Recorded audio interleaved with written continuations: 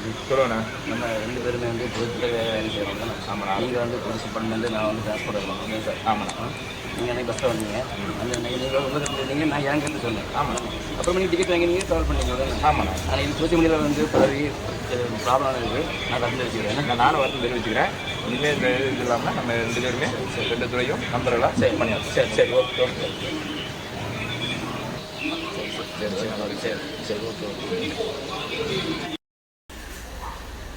இவங்க 2 பேரும் உங்களுக்கு வந்து நல்லா தெரிஞ்சிருக்கும்னு நினைக்கிறேன். ஏன்னா ஒரு பஸ்ஸில் வந்து போலீஸும் கண்ட்ராக்டரும் ரெண்டும் கடுமையான வாக்குவாதத்தில் 2 பேரும் பேசினாங்க. டிக்கெட்டு எடுத்து ஆகணும் அப்படின்னு சொல்கிற மாதிரி கண்ட்ராக்டர் சொல்ல, அப்புறம் இவர் ஒன்று சொல்ல அவர் ஒன்று சொல்ல, பயங்கரமான கடும் வாக்குவாதமாக ஆனது.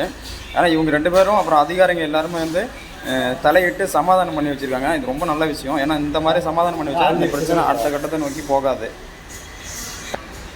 இந்த மாதிரி நிறையா விஷயத்துக்கு இந்த மாதிரி சமாதானம் பண்ணி வச்சாங்கன்னா நிறையா இந்த பகை வைராக்கியம் இதெல்லாம் வந்து இருக்காது, குறைக்கலாம் என்னை பொறுத்தளவுக்கு.